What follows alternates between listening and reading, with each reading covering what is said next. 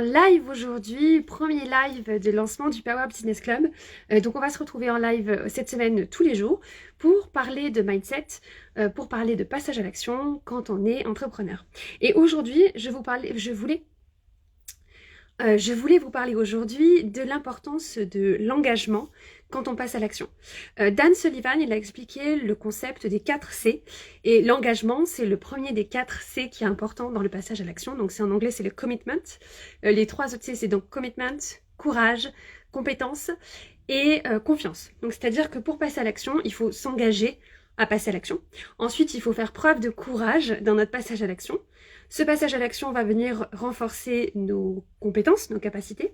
Et c'est en s'appuyant sur nos compétences et nos capacités qu'on va pouvoir construire notre confiance en nous, puisque la confiance en soi s'appuie en partie sur nos compétences. Donc l'engagement, c'est vraiment la première étape du processus dans le passage à l'action. Et s'engager, ça veut dire que, c'est se dire que, voilà, il y a ça, c'est cette tâche que j'ai pour atteindre mon objectif, et je m'engage à la faire quoi qu'il arrive, je m'engage à la faire inconditionnellement, je m'engage à faire tout ce qui sera nécessaire de faire pour atteindre mon objectif, donc engagement inconditionnel. Et surtout, je m'engage à ressentir toutes les émotions que je ressentirai au moment de passer à l'action. Par exemple, si mon objectif c'est de lancer un podcast, je m'engage à enregistrer des épisodes de podcast toutes les semaines, même si au moment de le faire, j'ai pas du tout envie de le faire.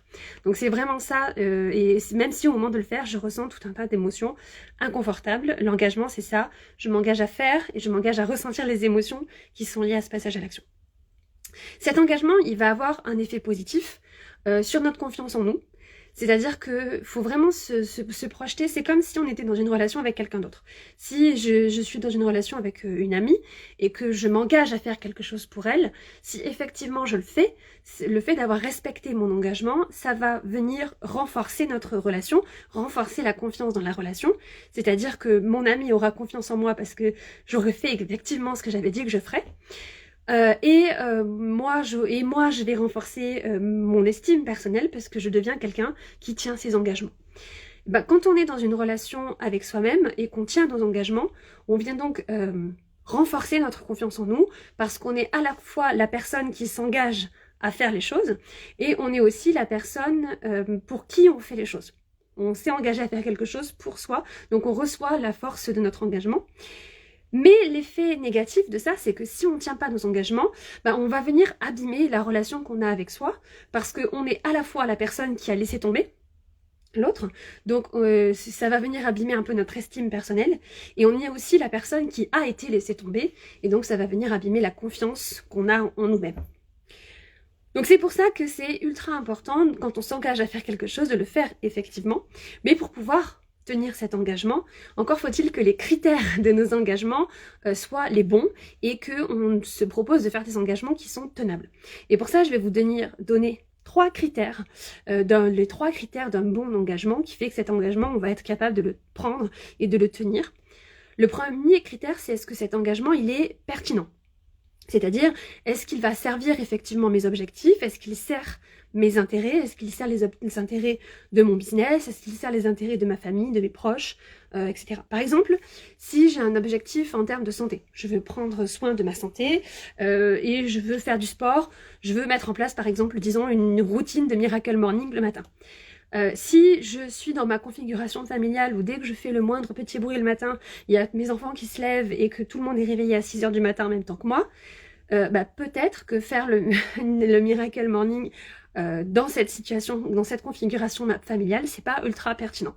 Je vous le dis parce que je l'ai vécu, hein. Moi j'ai testé le Miracle Morning en plein postpartum et clairement le Miracle Morning quand on dort pas la nuit et que son bébé se réveille dès qu'il entend le moindre grincement de parquet, c'était pas l'objectif, le critère, l'engagement qui était le plus pertinent pour moi à ce moment-là de ma vie.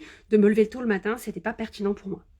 Deuxième critère, il faut que cet engagement soit réaliste et réalisable. Par exemple, si je me dis je veux me coucher tôt cette semaine, je vais me coucher à 10h tous les soirs cette semaine, je prends l'engagement de faire ça. Est-ce que c'est réaliste? Oui, a priori c'est faisable. C'est faisable de me coucher le soir à 10h tous les soirs cette semaine. Est-ce que c'est réalisable? C'est-à-dire, est-ce que c'est faisable dans ma configuration? Il faut que je regarde ma semaine, et si je vois que cette semaine, j'ai un apéro avec les copains, que j'anime un live sur Instagram le soir, et qu'il y a le spectacle de danse de la petite, mon engagement que je voulais prendre de me coucher tous les soirs à 22h, il est réaliste, il n'est pas réalisable dans ma configuration de cette semaine. Troisième critère, est-ce que cet engagement, il est respectueux?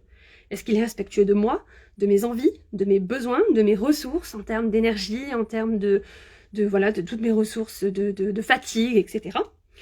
Est-ce que c'est un engagement qui est plutôt bienveillant ou au contraire, est-ce que j'ai plutôt tendance à être hyper cool avec moi-même?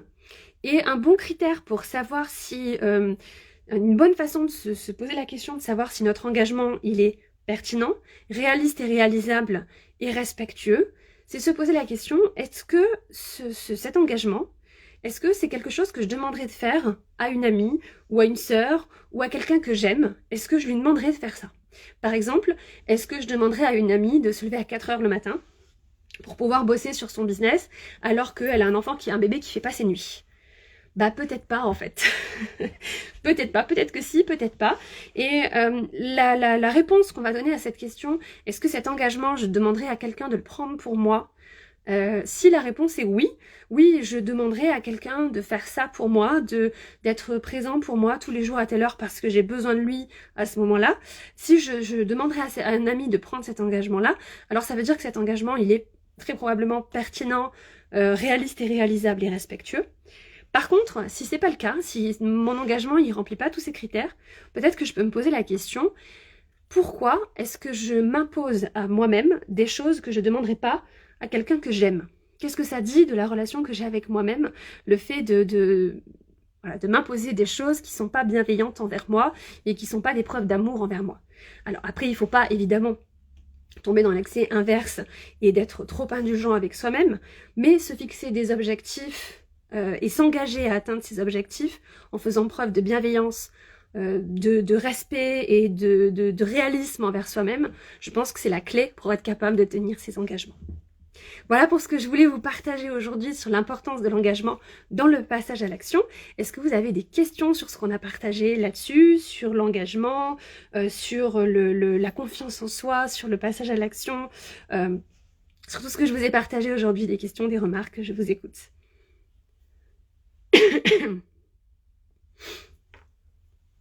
J'en profite pour boire, j'ai soif.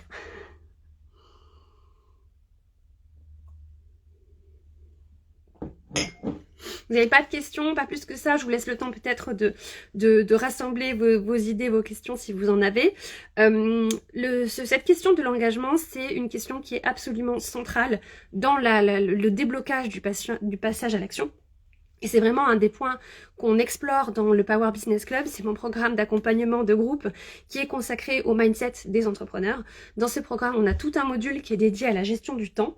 Et l'idée dans ce module, c'est de faire un planning qui soit respectueux de nous, qui soit bienveillant avec nous-mêmes et de se donner toutes les clés pour se tenir à ce planning. Je m'engage à faire ce qu'il y a dans mon planning et je m'y tiens au jour le jour.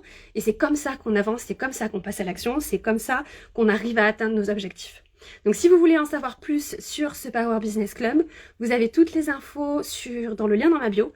Et je propose cette semaine des appels découvertes. Donc si c'est un programme qui peut vous intéresser, si vous sentez que vous avez besoin de bosser sur votre mindset, si vous sentez que vous avez des blocages au niveau de vos croyances, vous avez des trucs en termes de croyances limitantes, un espèce de plafond de verre qui vous bloque dans le passage à l'action, si vous avez du mal à gérer vos émotions au moment de passer à l'action, si vous êtes beaucoup dans le doute, beaucoup dans la confusion, que vous avez l'impression d'être débordé, de pas savoir où donner de la tête, si vous avez beaucoup de peur, de doute autour de votre aventure entrepreneuriale, venez me poser toutes vos questions dans les appels découvertes. On fera un diagnostic pour savoir où vous en êtes dans votre business, de quoi vous avez besoin en termes de stratégie, en termes de mindset. Et puis on pourra je répondre à vos questions pour savoir si le Power Business Club c'est le bon investissement pour vous maintenant. Voilà ce que je voulais vous partager aujourd'hui, je vous fais des bisous et puis on se retrouve demain pour un autre live. Je me rappelle plus du sujet du live de demain, mais je vous le partagerai dans les stories. Allez, à bientôt et puis bonne fin de journée. Salut!